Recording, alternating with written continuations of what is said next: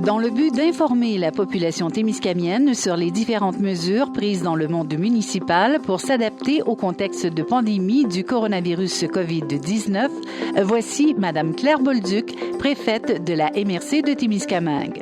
Bon matin, Claire. Bonjour, Yves. Et oui, ce début de semaine, lundi, après avoir commenté le week-end. Ça a été un très beau week-end. On pouvait marcher, on pouvait se promener dehors. Oui. Il a fait beau, alors on en a profité. Oui. Je pense que tout le monde en a profité. Oui.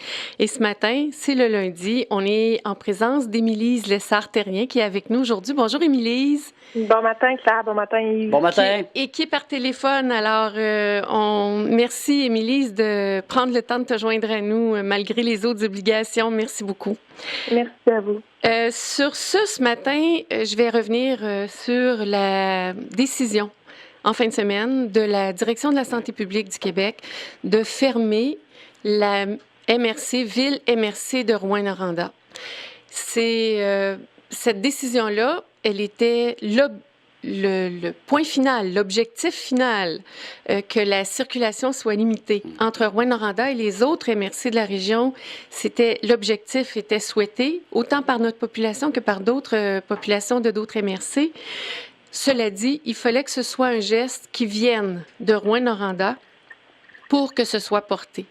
Ce que la municipalité Ville MRC de Rouyn-Noranda a fait, elle a demandé à ce que la circulation soit contrôlée et limitée, et c'est ce qui a été rendu public samedi midi.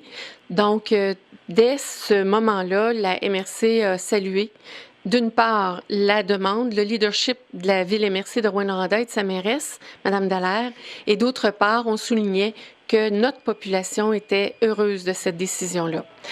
Il fallait voir comment on le fait. L'objectif était d'y arriver. La manière de le faire est très importante parce qu'on vit actuellement la pandémie du COVID-19, mais après, quand ce sera terminé, la vie se poursuit. Absolument. Et il fallait s'assurer de maintenir de très bonnes relations avec toutes nos MRC voisines. Et c'est ce qui a été le plus important dans les discussions qui ont eu cours dans les derniers jours, je dirais dans les 10 derniers jours. Cela dit, on souligne l'importance de ce geste-là de la ville de Rouyn-Noranda, de la ville MRC de Rouyn-Noranda, et on souligne l'intérêt que ça présente pour notre population. Et en ce sens-là, il y a beaucoup de monde qui nous ont mentionné, qui étaient très contents. Il y a des gens qui étaient aussi inquiets. On rappelle que tout ce qui est associé aux services essentiels, que ce soit la circulation de personnes ou de marchandises, c'est toujours permis, c'est toujours possible. Alors, si vous avez un employeur, qui est à l'extérieur de Ville-Marie ou qui est à l'extérieur du territoire et que vous deviez vous rendre à Rouyn, ou l'inverse, ce serait utile pour les travailleurs de se prémunir d'une lettre de l'employeur qui le mentionne.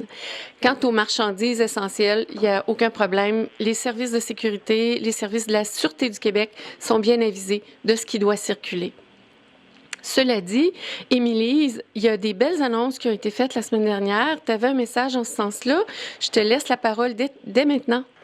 Oui, merci Claire. Dans le fond, la semaine dernière, une annonce du gouvernement au niveau de la bonification de nos enveloppes de soutien à l'action bénévole. Donc, il faut savoir, là, comme député, qu'on est dépositaire d'une enveloppe discrétionnaire qu'on appelle dans notre jargon le SAB. Donc, c'est une enveloppe là, avec un montant qui est dédié à tous les organismes du comté, donc pour Rouyn-Noranda Témiscamingue ici qui s'applique.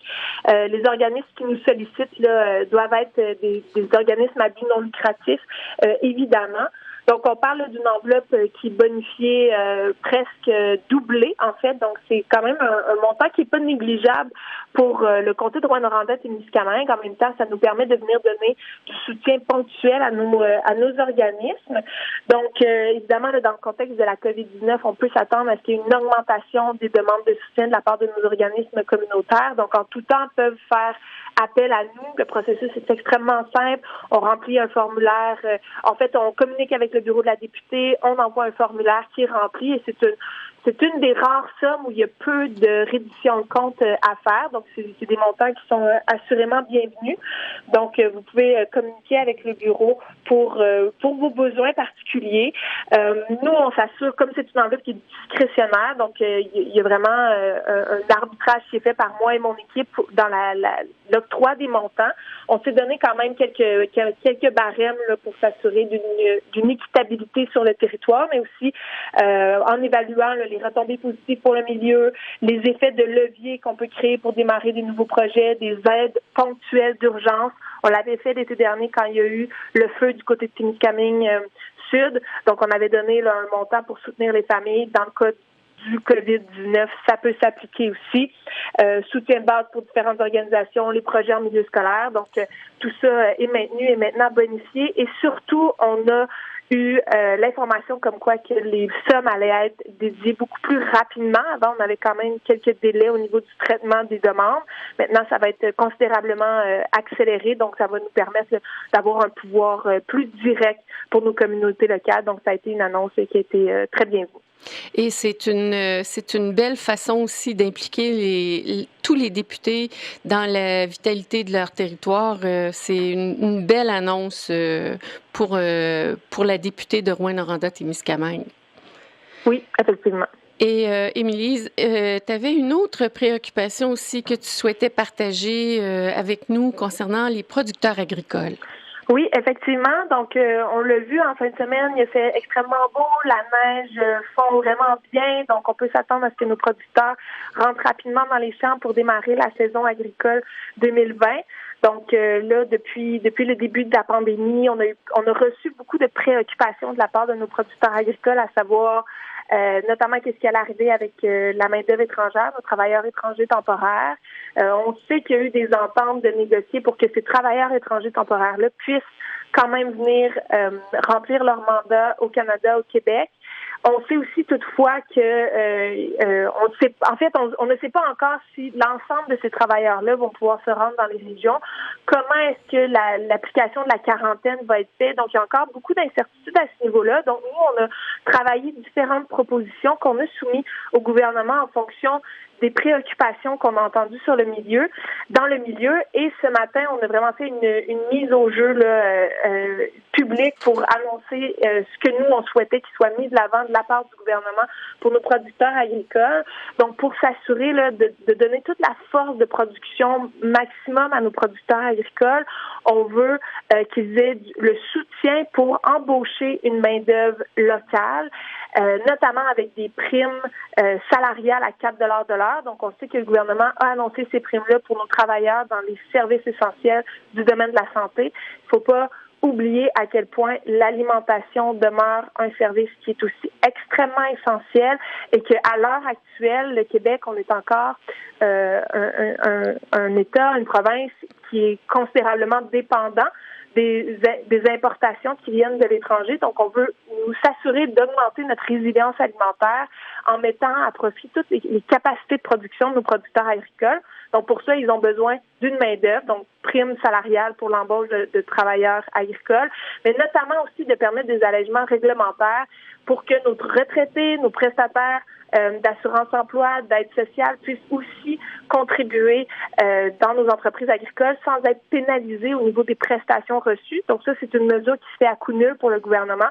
Et on entend souvent des producteurs nous dire eux-mêmes qui connaissent beaucoup de retraités qui aimeraient venir chauffer de la machinerie dans les champs l'été, qui viennent pas le faire parce qu'ils sont pénalisés sur leur rente. Donc, nous, ce qu'on aimerait, c'est que le gouvernement suspende ces pénalités-là pour qu'on puisse là, vraiment compter sur une main-d'œuvre locale qui va venir soutenir nos producteurs agricoles.